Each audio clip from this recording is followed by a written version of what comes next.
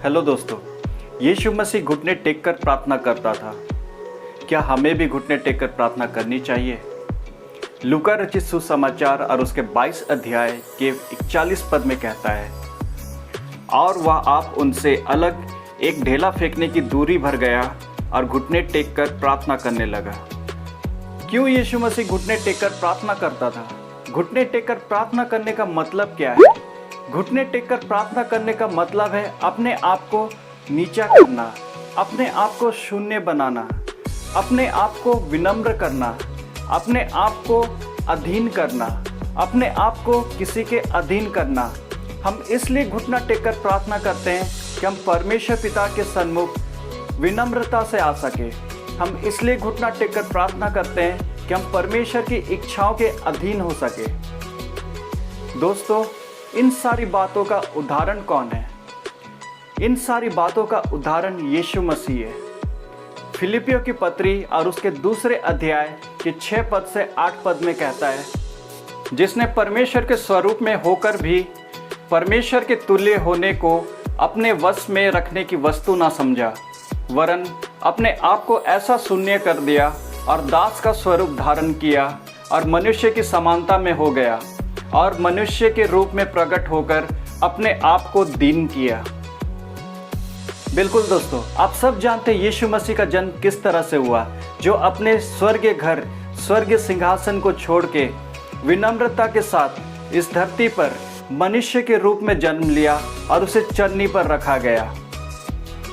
यीशु मसीह ने अपने आप को परमेश्वर पिता की इच्छाओं के लिए अधीन किया। यीशु मसीह ने अपने आप को मनुष्य जाति के लिए अधीन किया। यीशु मसीह ने अपने आप को उसके शरीर पर बरसाए गए कोड़ों के लिए अधीन किया। यीशु मसीह ने अपने आप को उसके गालों पर पड़े थप्पड़ों के लिए अधीन किया। यीशु मसीह ने अपने आप को उसके ऊपर थूके जाने के लिए अधीन किया।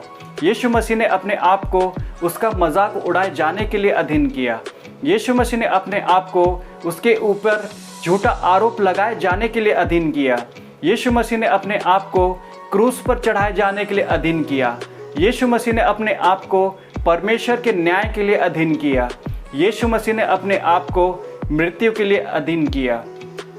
इन सारे कार्यों के कारण फिलिपियों की पत्री और उसके दूसरे अध्याय के 9 पद से 10 पद में कहता है, इस कारण परमेश्वर ने उसको अति महान भी किया और उसको वह नाम दिया जो सब नामों में श्रेष्ठ है, कि जो स्वर्ग में और पृथ्वी पर और पृथ्वी के नीचे है, वे सब यीशु के नाम पर घुटना टेके। सारे कार्य तो यीशु मसीह ने कर दिए, हम क्या कर सकते हैं? दोस्तों, हम घुटने टेक सकते हैं। घुटने टेकने के द्वारा हम परमेश्वर पिता के सामने विनम्रता से आ सकते हैं। घुटने टेकने के द्वारा हम परमेश्वर पिता के इच्छाओं के अधीन हो सकते हैं। दोस्तों, जब हम घुटने टेकते हैं तो हमारी आत्मिक युद्ध शुरू हो जाती है। और दोस्तों, आत्मिक युद्ध सिर्फ घुटनों के द्वारा ही जीती जाती है और परमेश्वर पिता हमें जय दिलाता है। याकूब की पत्री और उसके 4 अध्याय के 10 पद में कहता है, प्रभु के सामने दीन बनो तो वह तुम्हें शिरोमणि बनाएगा। दोस्तों, अगर हमने कभी घुटने टेककर प्रार्थना नहीं की है और जब ये निश्चय करते हैं कि अब से हम घुटने टेककर प्रार्थना करेंगे और जब हम प्रार्थना की शुरुआत करते हैं तो हमारे घुटनों में दर्द हो जाता है और हम प्रार्थना से भटक जाते हैं। लेकिन विश्वास मानिए दोस्तों कि जब हम घुटनों में रहकर प्रार्थना करते हैं तो पवित्र आत्मा की उपस्थिति इतने प्रभावशाली रूप से उतरती है कि घुटनों का दर्द कहीं गायब हो जाता है और हम परमेश्वर पिता के महिमा में खो जाते हैं, क्योंकि घुटने टेकने के द्वारा हमने अपने आप को परमेश्वर पिता के सामने विनम्र किया है। घुटने टेकने के द्वारा हमने अपने आप को परमेश्वर पिता के इच्छाओं के अधीन किया है।